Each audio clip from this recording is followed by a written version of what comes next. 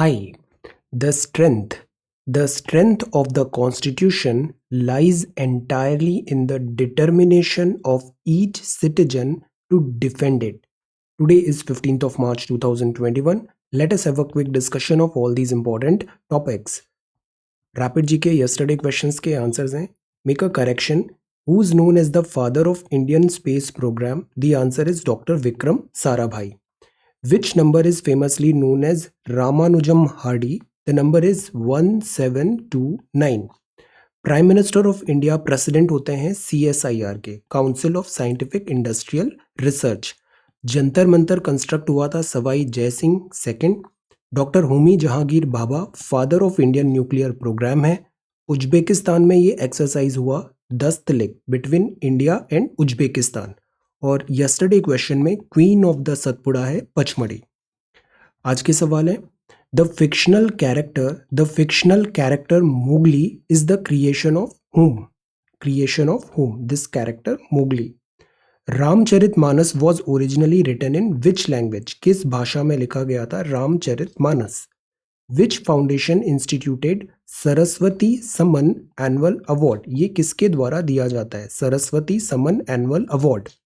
Fictional south Indian city है Malgudi days. एक famous series आती थी मालगुडी डेज.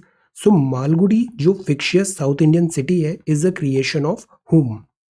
जातका स्टोरीज हैं. These are related to the previous lives of whom? किसकी प्रीवियस लाइफ की? दिस स्टोरी ऑफ विजडम है Jataka stories. Sahitya Akademi award are for how many Indian languages? कितनी भाषाओं में साहित्य अकादमी अवार्ड दिया जाता है? So these are 6 questions for today. आज की वोकैबुलरी है एंटागोनिस्ट. एंटागोनिस्ट का मतलब होता है इज अ कैरेक्टर स्टोरी में who is presented as the chief foe of the protagonist. मतलब हीरो है, this is anti hero, that is this antagonist. Procrastinate का मतलब होता है टू स्लो लेट लतीफी, लेट करना, डिले करना about doing something that should be done immediately. Procrastinate करना. जब स्टडीज की बात आती है तो स्टूडेंट्स अक्सर प्रोक्रेस्टिनेशन करने लग जाते हैं. ऑम्बड्समैन का मतलब होता है official appointed to investigate individuals complaint against a company और ऑर्गेनाइजेशन. कि कोई कंप्लेन आया, अब ये जो ऑम्बड्समैन है उस कंप्लेन को रीड करेगा. इसी के बेसिस पे लोकपाल, लोकायुक्त, इन सब का फॉर्मेशन होता है. जोवियल मतलब वो पर्सनालिटी चीयरफुल है. कॉन्वाइवेलिटी है मतलब हंसमुख मिजाज है. Pull your socks up, exams आ रहे हैं. पुल योर सॉक्स अप इसका मतलब है टू इम्प्रूव योर वर्क और behaviour. So these are some vocabulary words. If you come across any other important word, write down that word along with its meaning in the comment section down below. आज के topics हैं. आज हम पढ़ते हैं census versus NPR. इनमें क्या difference है and what is this NPR? Virus cases बढ़ रहे हैं. This is use of technology.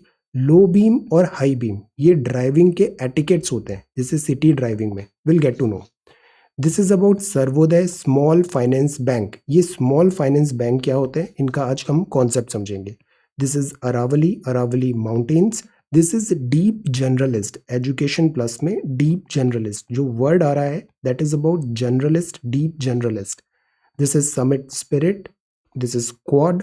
Vaccination, salutary reminder, forestalling a cyber Pearl Harbor. India में जो अभी अटैक हुआ क्रिटिकल इंफ्रास्ट्रक्चर में. Will get to know. The job crunch and the growing fires of nativism. States में जैसे 75% reservation कर रहे हैं, बहुत सारे स्टेट्स के एग्जाम्पल्स आ रहे हैं. इसका रूट कॉज क्या है?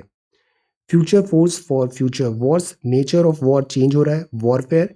This is about examination, a story of Quad. Diversify करें फार्म इनकम को.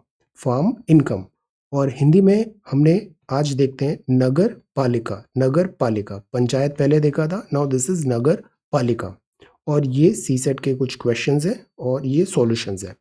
सो we are going to talk about all these important topics in next about 35 to 40 minutes. This is the Hindu and this is Indian Express, our reference material. Both are Delhi edition. See, UPSC की journey में कोई भी exam आप prepare कर रहे हो, सबसे important quality और जो क्वालिटी डिफरेंस क्रिएट करती है स्टूडेंट्स में वो होता है उनका self confidence. That is why self confidence होना बहुत ज़रूरी है.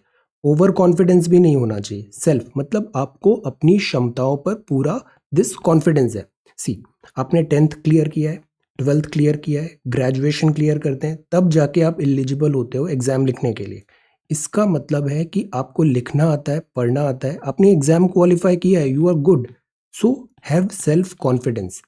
हार्ड वर्क से डरना नहीं है, बिकॉज इससे बचने का कोई उपाय नहीं है, हार्ड वर्क तो करना ही पड़ेगा। और कंपैरिजन नहीं करना चाहिए। कंपैरिजन, स्टूडेंट्स अक्सर कंपेयर करते हैं कि this student is so good, ये इतना अच्छा आंसर लिख रहा है तो मैं, बिकॉज कंपैरिजन आ जाता है तो फिर वो फिर इवन ट्राई भी नहीं करते। No, comparison is bad. आपका अपना खुद का जर्नी है, travel that journey. Comparison is wrong. और जो आपकी स्ट्रेंथ है, focus on that and do your homework. Self confidence कब आता है? जब आप अपना होमवर्क ढंग से करते हैं। तो everyday means everyday do your homework and be confident.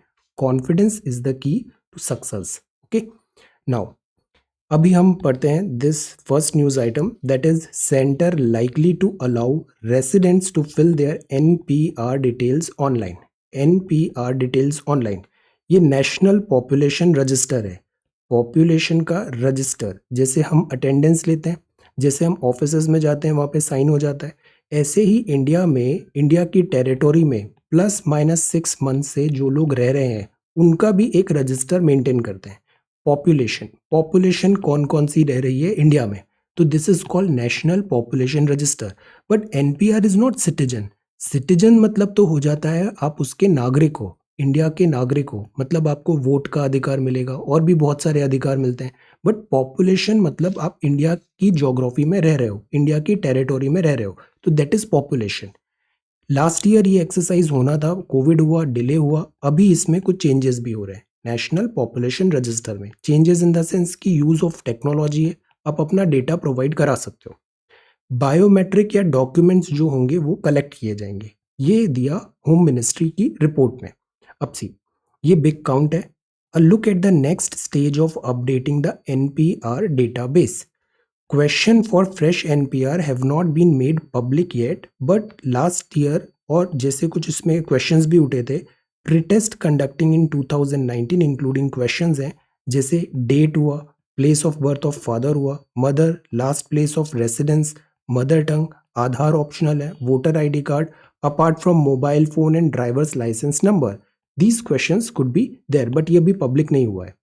Biometric और डॉक्यूमेंट्स जो हैं collected by enumerators are to be collected by enumerator, biometric और documents. A month before census और एनपीआर बिगिंस, रेसिडेंट को एक ऑप्शन दिया जाएगा। रेसिडेंट मतलब आप इंडिया में ज्योग्राफी में रह रहे हो, इट डजेंट मैटर आप सिटीजन हो या फॉरेनर हो, आप इंडिया में रह रहे हो ज्योग्राफी में। Residents will be given an option to enter details online.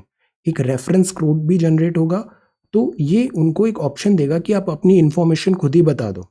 After entering the code mobile app में डिस्प्ले होगा, आप अपना डेटाबेस अपडेट कर पाओगे। तो टेक्नोलॉजी का यूज होगा यहाँ पे। तो ये तो हुआ कि एनपीआर कंडक्ट कैसे किया जाएगा। अब एक और सवाल आता है कि सेंसस और एनपीआर में क्या डिफरेंस होता है। सेंसस एक्सरसाइज 10-10 साल में सेंसस होता है। सेंसस में वाइटल स्टैटिस्टिक्स और भी बहुत सारे कॉन्फिडेंशियल डेटा वगैरह सब कलेक्ट होता है। ये सेंसस 2011 में हुआ था, अब 2021 में होगा। तो सेंसस जो आता है वो आता है सेंसस एक्ट 1948 के अंदर, लीगल ओरिजिन। एनपीआर का लीगल ओरिजिन है सिटीजनशिप रूल्स 2003। सेंसस होता है ताकि हम असेसमेंट करें, पॉलिसी प्लानिंग, और एनपीआर का होता है क्रिएटिंग दिस, एक नेशनल रजिस्टर बनाना है। लिटरेसी, माइग्रेशन, एम्प्लॉयमेंट, इनकम, ये सारी चीज़ें भी सेंसस में पूछी जाती है। घर घर जाके पूछते हैं कि आपका एजुकेशन लेवल क्या है, इनकम लेवल क्या है, माइग्रेशन, लिटरेसी। इसमें birth details of parents and documents, ये एनोनिमस होता है सेंसस, ये नॉट कॉन्फिडेंशियल होता है NPR. Census no punishment for non disclosure, और यहाँ पे punishment for non disclosure. This is census versus NPR.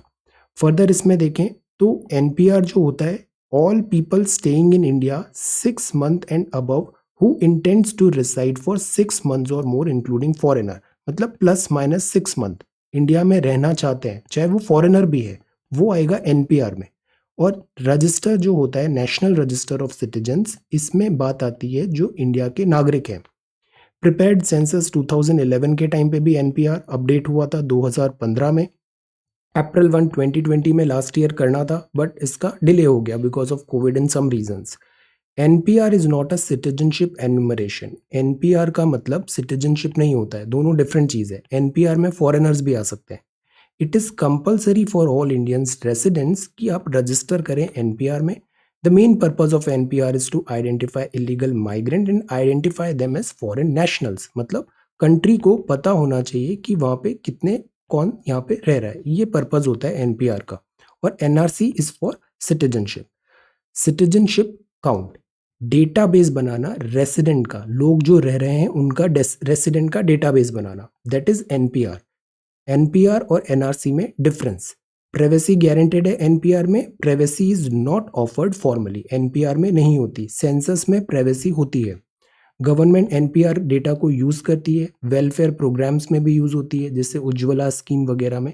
तो द पॉइंट इज इन सब एक्सरसाइज का एडमिनिस्ट्रेटिव वैल्यू भी होता है। एडमिनिस्ट्रेशन करने के लिए, जैसे हम कौटिल्य को भी पढ़ते हैं, तो जो गवर्नेंस होती है, प्लेटो ने लिखा हुआ है, एरिस्टोटल ने, जो गवर्नेंस होती है उसमें पता होना चाहिए कि सब्जेक्ट में क्या पैटर्न है, सब्जेक्ट का नंबर क्या है, मतलब दिस कंट्री में, रेसिडेंट ऑफ पीपल में।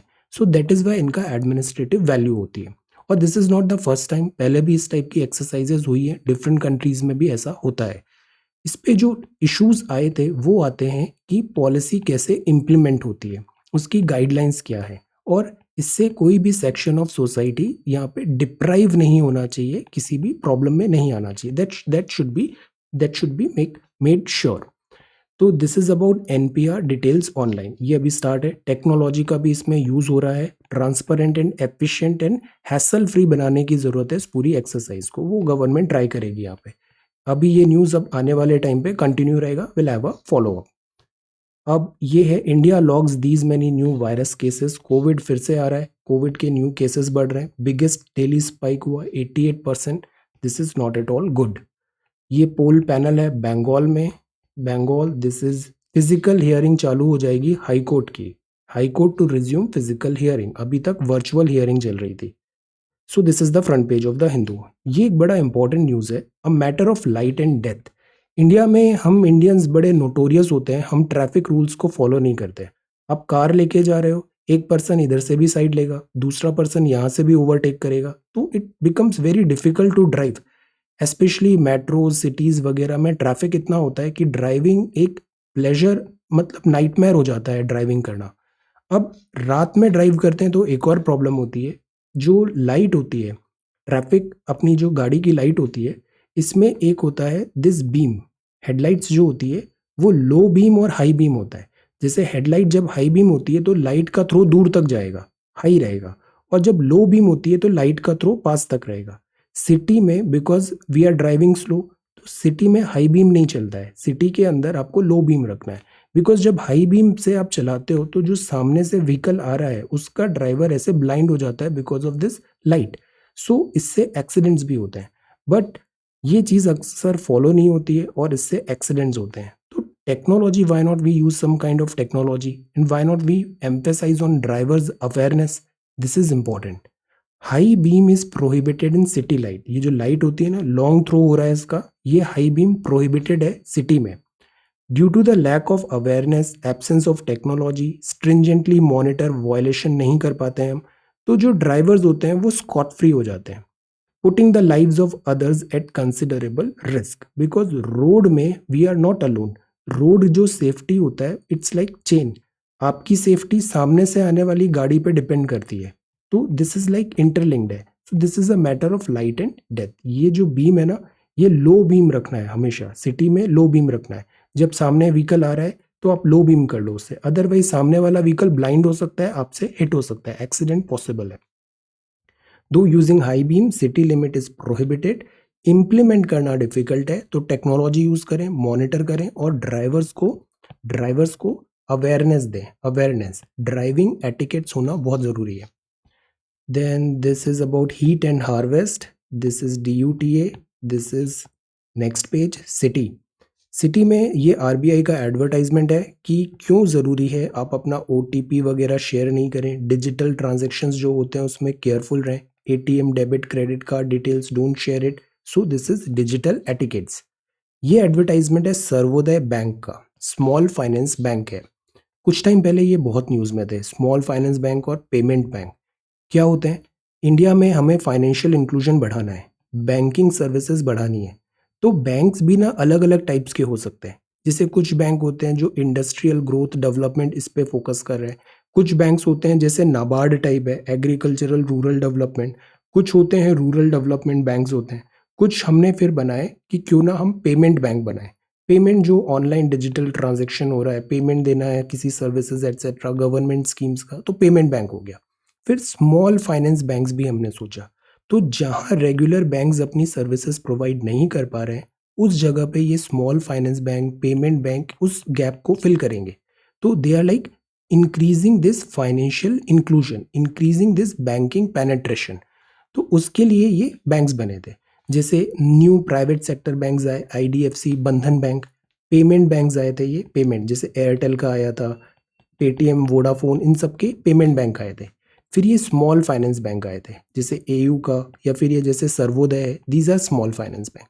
द आइडिया इज कि बैंकिंग जो सर्विसेज है, बैंकिंग पेनिट्रेशन है, इसको बढ़ाएं, banking services wide range of people को प्रोवाइड करें। So what are this small finance bank? ये स्मॉल फाइनेंस बैंक्स इनिशियली 2014-15 में इतने कुछ नंबर हुए थे, एप्लीकेंट्स आए थे, उनको शॉर्टलिस्ट किया और कुछ बैंक्स को स्मॉल फाइनेंस बैंक्स बनाया।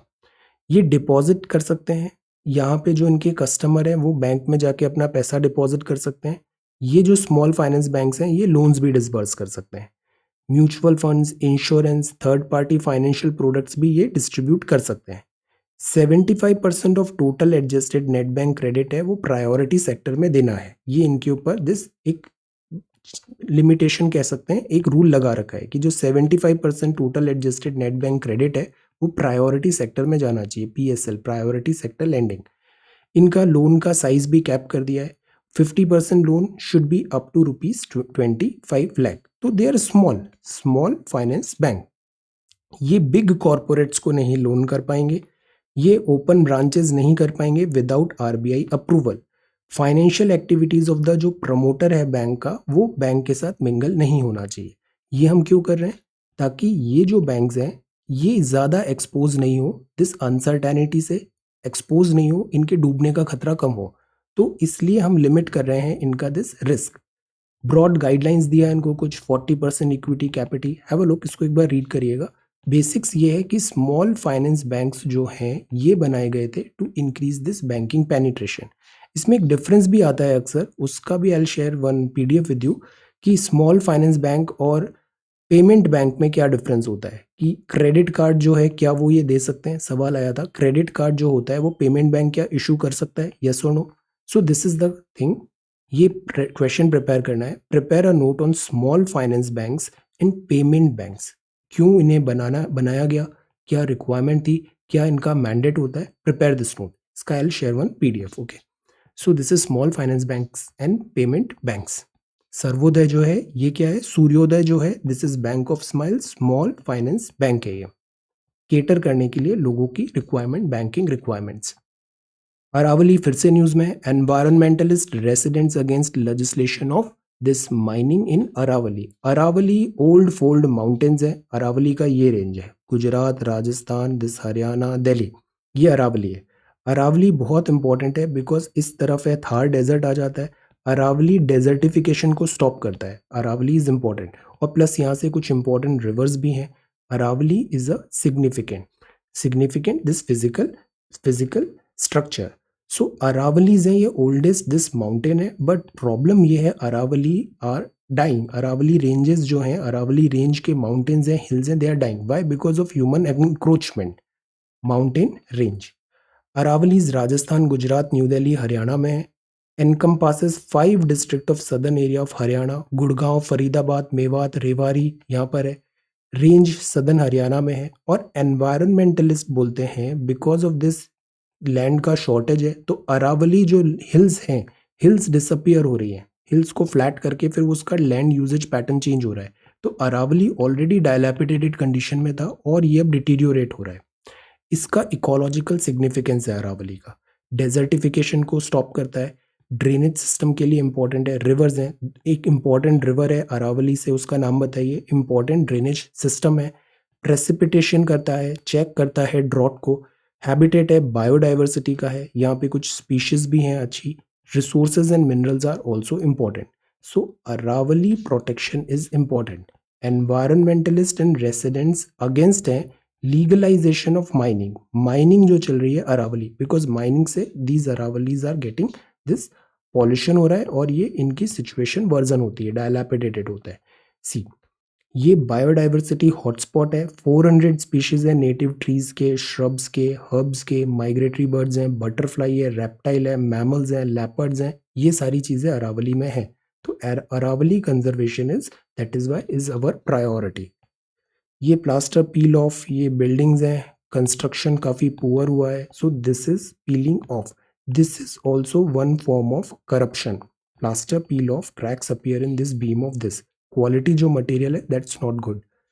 एजुकेशन प्लस में आज एम्फेसाइज किया है why we need deep generalist. जो आईएएस का पोस्ट होता है उसको भी अक्सर यही बोला जाता है कि this is a generalist post. Generalist, wide range of subjects, domains में इनको एक फेयर नॉलेज होना चाहिए।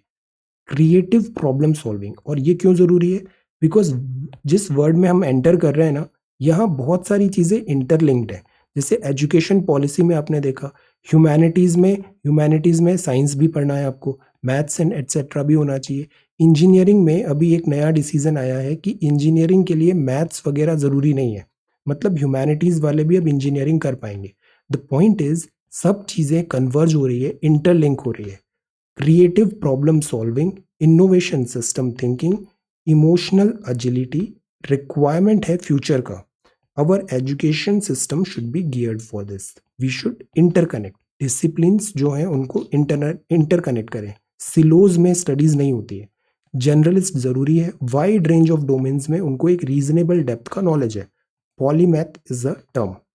डेली थॉट एक्सरसाइज है to link unrelated developments like आप रोड ट्रांसपोर्टेशन में यू आर डूइंग समथिंग, वहाँ पे टेक्नोलॉजी आएगी, वहाँ पे at the same time environment आ जाएगा, वहाँ एट द सेम टाइम आपको सोसाइटीज़ जो डिस्प्लेसमेंट हो रहा है, रिहैबिलिटेशन करना पड़ रहा है, तो सोसाइटी का भी एक नॉलेज होना चाहिए। इंजीनियरिंग मटेरियल कंस्ट्रक्शन का भी होना चाहिए, क्लाइमेट चेंज रिलेटेड भी होना चाहिए। सो सी, मैन मैनेजमेंट होना चाहिए। सब चीज़ें यहाँ पे इंटरलिंक्ड हो रही है। So that is why we need this wide range of domains में एक नॉलेज होना ज़रूरी है, this for this better delivery of services. Then this is NUS, ये फर्स्ट एडिटोरियल है, समिट स्पिरिट। कल चाइना का एक जो इनका दिस कार्टून काफ़ी फ्लोट हो रहा था, उसमें चाइना ने इस क्वाड को ऐसे करके डिपिक्ट किया कि ड्राइविंग सीट पे USA है, India, Australia, Japan, they are just like there. तो USA डोमिनेट कर रहा है thought process, direction of this Quad. Is it right? India ने, जब इंडियन प्राइम मिनिस्टर का हमने स्टेटमेंट देखा तो this is not true. India के भी यहाँ पे this, it is not about China, it is about the growth and development of all these countries, it's not China specific. Quad का जो ब्रॉडन करा है, इंडिया का इंटरेस्ट है जियो पॉलिटिकल होराइजन में further wide range of subjects में, quad में like minded countries, democracies का कन्वर्जेंस हो रहा है, and it's not China specific. और इंडिया भी क्वाड ज्वाइन कर रहा है तो उसमें इंडिया के अपने इंटरेस्ट हैं, इंडिया के अपने दिस इंटरेस्ट एंड बेनिफिट्स हैं, जिसको मद्देनजर रख के इंडिया यहाँ पे अपना प्रोसीड करेगा।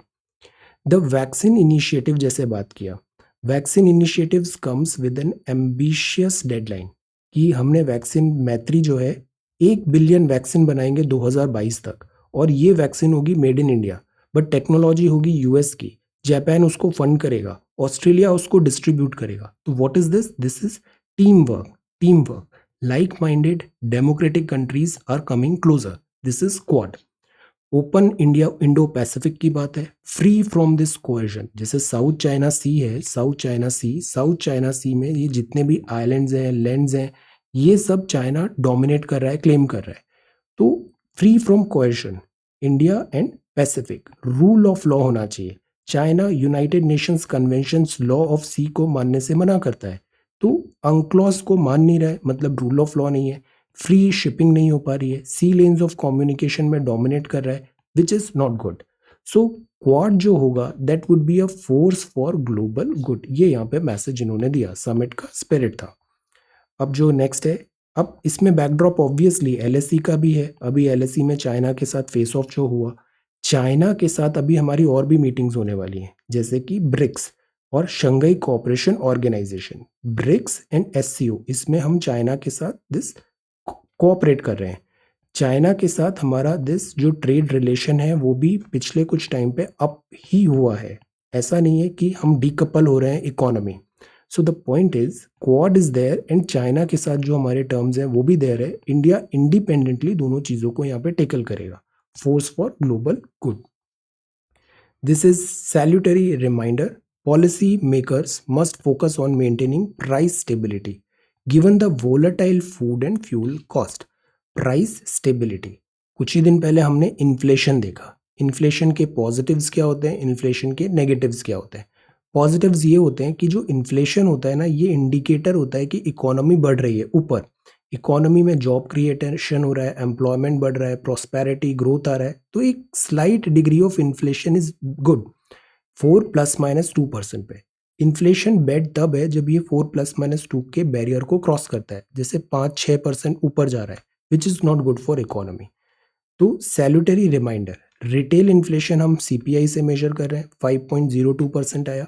और इसमें भी दो चीज हमें ट्रबल कर रही है, एक तो फूड का प्राइस बढ़ रहा है, दूसरा ऑयल, सऊदी ने ऑयल कट्स भी कर दिए, ऑयल का प्राइस और बढ़ रहा है, 100 रुपी बैरियर क्रॉस हो रहा है। This is the cause of worry, because ये अगर बढ़ेगा, ऑयल का प्राइस जैसे बढ़ेगा तो ट्रांसपोर्टेशन कॉस्ट बढ़ जाएगी, ट्रांसपोर्टेशन कॉस्ट बढ़ेगी तो इनपुट कॉस्ट बढ़ेगी, तो ये किस टाइप का इन्फ्लेशन हुआ, cost push inflation.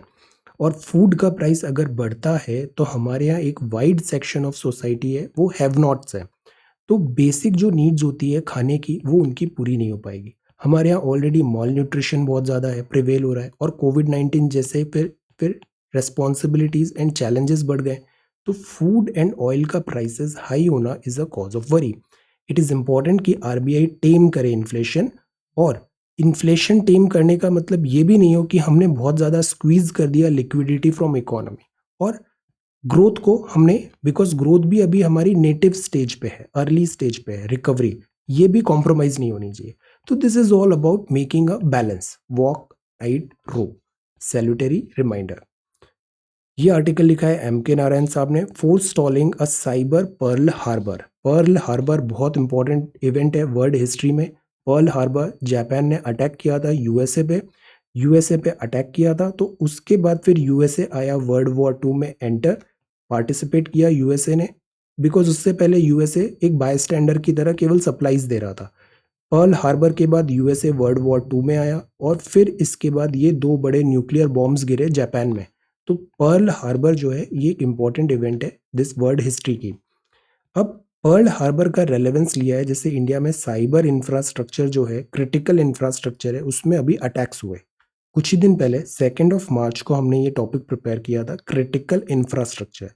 This is very important, I shared one PDF as well, go through it once. Critical आने वाले टाइम पे ये बहुत इंपॉर्टेंट होने वाला है, क्रिटिकल इंफ्रास्ट्रक्चर। और ये दो body, national critical information infrastructure protection centre और कंप्यूटर इमरजेंसी रेस्पॉन्स टीम आयन, इनको अपग्रेड करने की जरूरत है कैपेसिटीज। जैसे कल दिल्ली फॉरेंसिक्स का हमने आर्टिकल पढ़ा था, दिल्ली फॉरेंसिक्स में फॉरेंसिक्स जो लैब है वो भी अपना गेम अप कर रही है, सॉक्स अप। तो सिमिलरली इन दो बॉडीज को भी चैलेंजेस को डील करने के लिए अपना गेम अप करना चाहिए। डिजिटल एज बढ़ रहा है, अभी आर्मी के आर्टिकल में भी हम देखते हैं कि जो नेचर ऑफ वॉरफेयर है वो चेंज हो रहा है।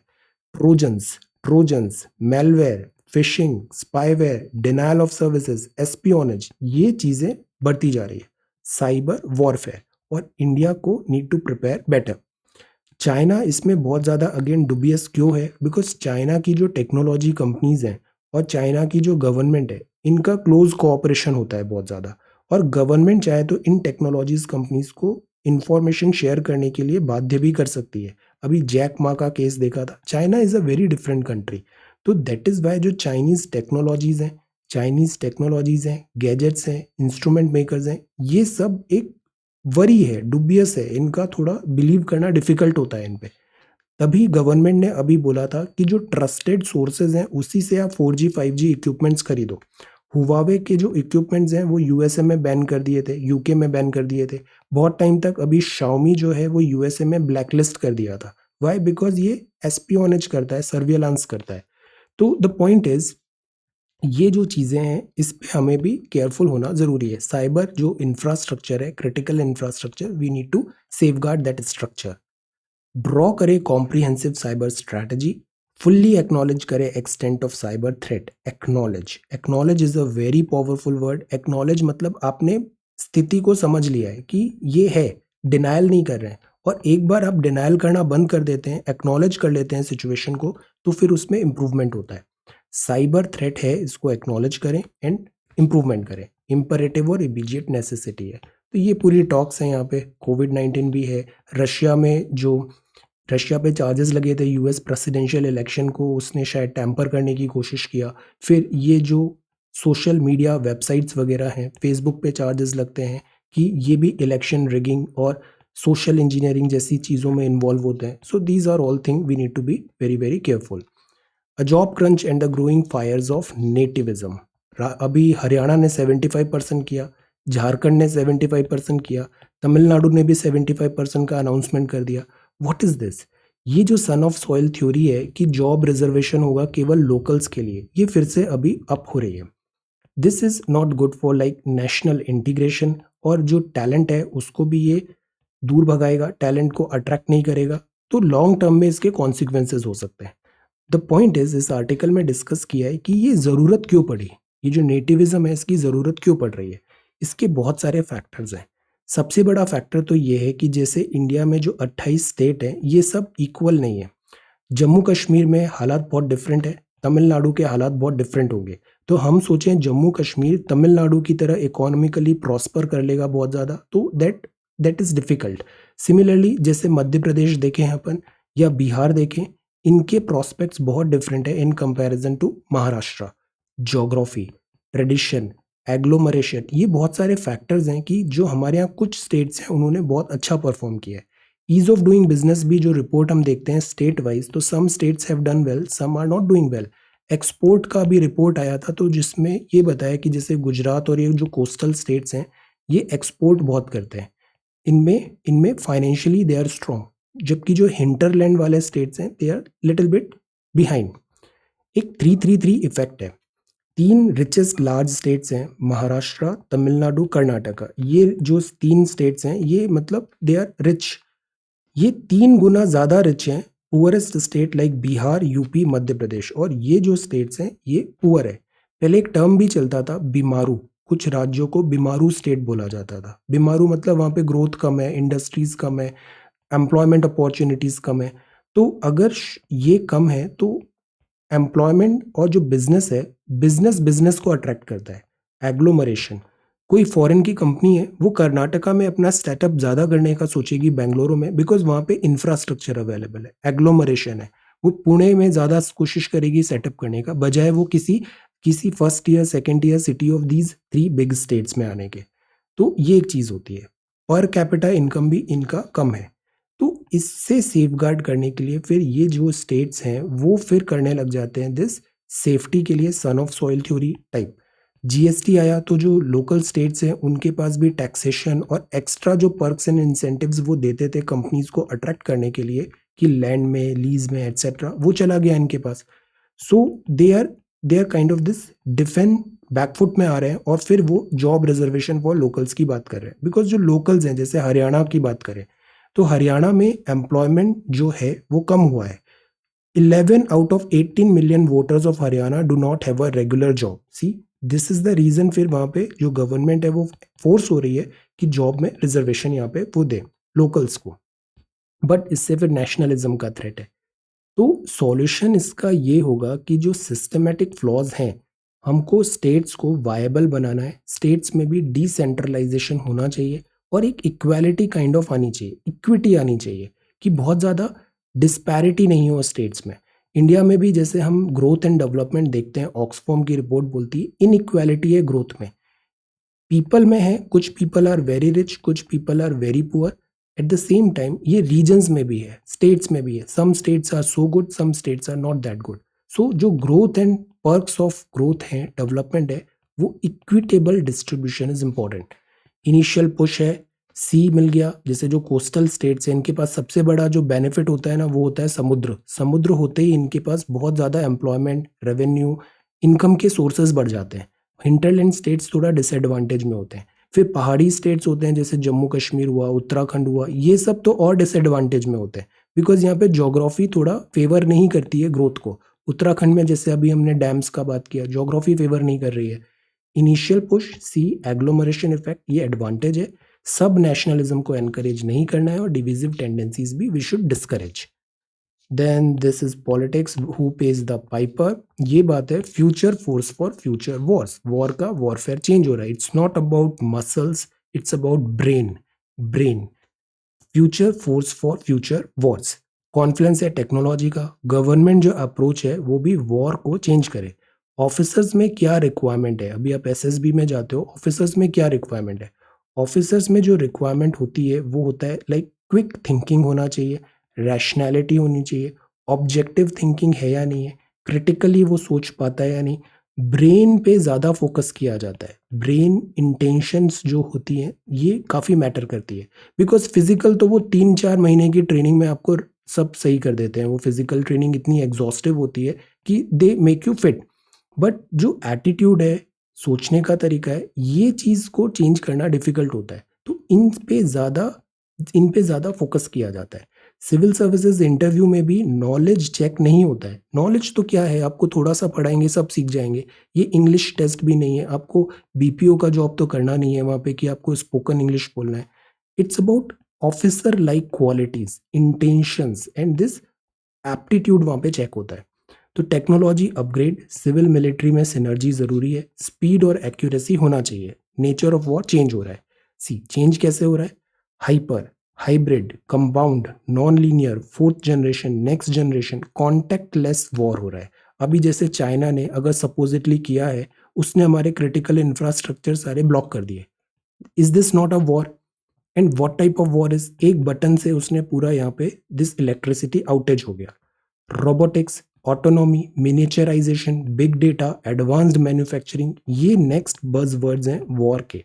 चाइना इस पे बहुत फोकस कर रहा है. चाइना का भी जो 5 ईयर प्लान का पॉलिसी आप देखना, 2035 तक वो सुपर पावर बनने वाला है. चाइना चाइना सुपर पावर बनेगा, एग्रेसिव बनेगा, तो इंडिया को we need to be careful. Autonomous learning system है, कोलैबोरेटिव डिसीजन मेकिंग होना चाहिए, ह्यूमंस एंड मशीन्स. अब मशीन्स भी बहुत ज़्यादा रोल प्ले कर रही हैं, तो एक सिनर्जी होना चाहिए. ह्यूमन ऑपरेशंस में advanced man unmanned system operations में नेटवर्क इनेबल्ड ऑटोनोमस वेपन्स हो, प्रोजेक्टाइल्स हाई स्पीड के. जैसे चाइना की I was reading one report, जो वहाँ पे स्केलेटन बनाने की बात है, एक्सो स्केलेटन बनाने की बात है. फ्यूचर जाकी जो सोल्जर्स हैं, सोल्जर्स एक्सो स्केलेटन मतलब जैसे आयरन मैन मूवी में है ना, ऐसे ही एक एक्सो स्केलेटन है. मशीन्स गैजेट्स होगा, तो जो नॉर्मल सोल्जर है वो से 30-40 kg उठा पाएगा, वो स्ट्रक्चर पहनने के बाद वो हो जाएगा से 100 kg का वेट. फास्ट हो जाएगा, थकेगा नहीं. ये अभी गलवान क्राइसिस में भी कुछ सोल्जर्स में देखने को मिला था चाइना में. तो चाइना इन्वेस्ट इनमें कर रहा है, न्यू टेक्नोलॉजीज में.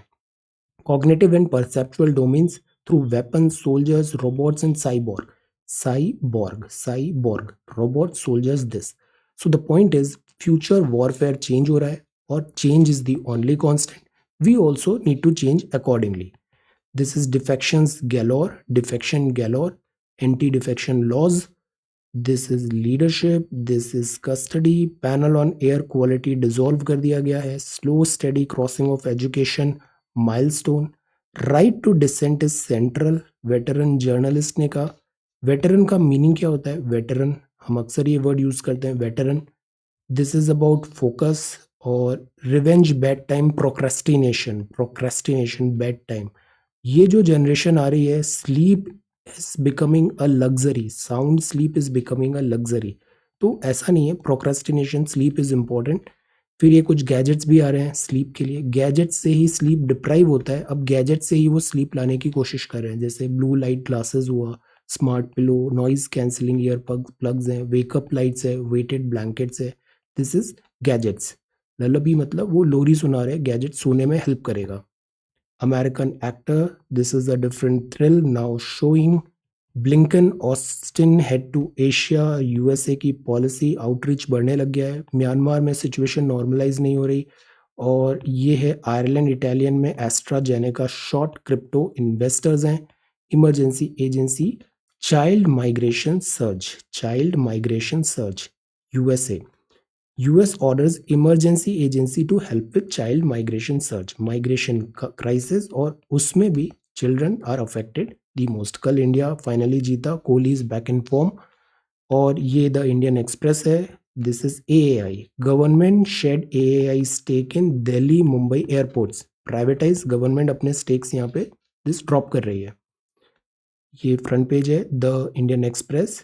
Offline in an online era. See offline in an online era. ये इनफॉर्मल स्कूल है. Coming here for tuition classes every day since last August. Online education and offline. See where there is the will there is the way. I tell you something. एक student है, not नाम नहीं लूंगा, एक student है, वो answer writing भेजता है ना डेली, तो उसका आंसर पेपर हर दिन अलग कुछ होता है. कई बार वो सिंपल ऐसे पेपर में लिखता है, कई बार एक कुछ बिल में ऐसे आंसर फ्रेम करके सेंड कर देता है. द रीज़न इज स्टूडेंट को जिम्मेदारियां भी हैं, तो उसका एक शॉप भी है, कपड़े का दुकान है, तो उसको वहाँ पे बैठना पड़ता है. तो उसको जब भी थोड़ा भी टाइम मिलता है ना बीच बीच में, तो वो पढ़ता है और अपने आंसर्स रोज फ्रेम कर रहा है. तो उसके पास जो भी सामने पेपर होता है ना, वो उसमें लिख के आंसर डेली सेंड कर देता है. This is the way. Intentions matter करती है. पढ़ने के लिए ना आपको विल पावर चाहिए होता है, इंटेंशंस चाहिए होता है. और पढ़ने वाले तो फिर पढ़ ही लेते हैं उनको जहाँ भी पढ़ना होता है. तो this is very important. Study, intentions, will power is very very important. Okay, then so this is there. ये ऐसे स्टडी कर रहा है और पेन एंड पेपर में लिख लिख के पढ़िए. This is really good. Offline in an online era.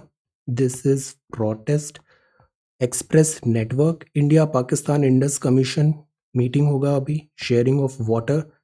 और ये एडिटोरियल है. A story for quad. Quad discuss हुआ है यहाँ पे. क्वाड ये इवॉल्व हो रहा है topic. This is an important topic. Quad full spiral. Supreme court के अभी डिसीजंस होंगे. इंदिरा सावनी वगैरह बिगर बेंच उसको डिस्कस करेगी. 50% जो कोटा है रिजर्वेशन इस कैप पे. Diversify the farm income fix. This is again important. Farm income को डाइवर्सिफाई करें. डाइवर्सिफाई मतलब ऐसा नहीं कि केवल व्हीट और राइस पे ही आप डिपेंडेंट हो. Diversify. Cereals, pulses, oil seeds, sugar, fibre, fruits and vegetable, live stock, forestry and logging, fishing and aquaculture, other crop. This is the way जिससे हम फार्मर्स जो हैं, एग्रीकल्चर जो है, उसको हम प्रॉफिटेबल बना सकते हैं. केवल 2-3 क्रॉप में सिस्टमेटिक तरीके से जो चल रहे हैं वो अभी तक फ्यूटाइल एक्सरसाइज रहा है. उसमें ग्रोथ के पोटेंशियल कम है फ्यूचर में. और so we need to diversify. Allied agricultural activity में एम्फेसाइज करना ज़रूरी है. ये कुछ फैक्टर्स हैं. डाइवर्सिफिकेशन इंपॉर्टेंट है, फ्रूट्स वेजिटेबल्स इन सब में. और एक और इम्पॉर्टेंट टर्म है एग्रो प्रोसेसिंग. प्रोसेसिंग मतलब वैल्यू एडिशन हो रहा है वहाँ पे. कि जैसे सिंपल फ्रूट है, फ्रूट से आपने उसका जैम बना दिया, कुछ सिरप बना दिया, तो उसकी प्राइस बेटर डिस्कवरी होगी, स्टैंडर्डाइजेशन होगा. ये ज़रूरी है crop diversification, food processing. So this is Indian Express. Idea exchange है. What changes in engineering study. AICTE ने कहा बीटेक के लिए अब आपको ये फिजिक्स मैथ्स वगैरह ज़रूरत नहीं है, ऐसे भी पढ़ सकते हैं. यूएस में ट्रूप्स अभी भी हैं. अफगानिस्तान में नॉर्मल सी अभी दूर है. इंटरेस्ट रेट राइज हो रही है. Recovery continues but losing tempo. Recovery का टेम्पो लूजन हो रहा है. पावर कंजम्पशन नॉर्मल हो गई है. So this is Indian express. Now Hindi article में आज हम देखते हैं नगर पालिका.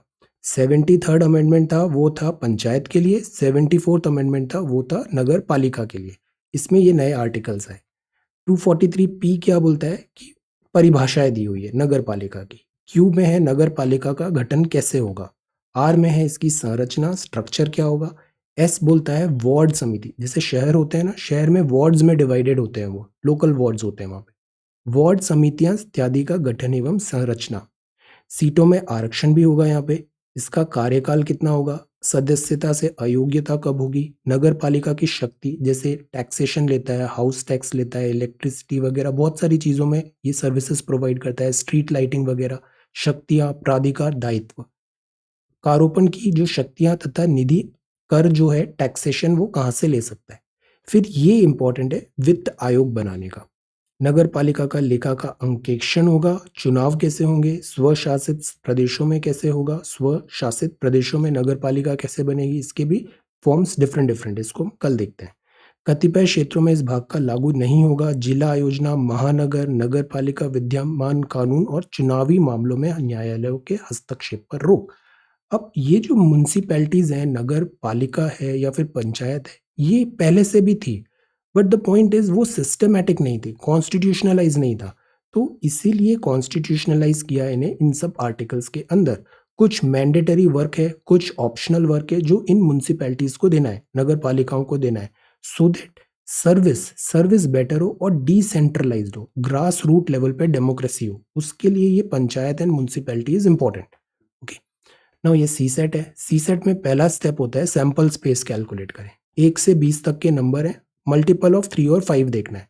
तो पहला तो सैंपल स्पेस में सारे नंबर आ गए। अब हमारे काम के कौन से नंबर हैं, 3 और 5 जो मल्टीपल हैं, तो वो नंबर हमने लिख लिए।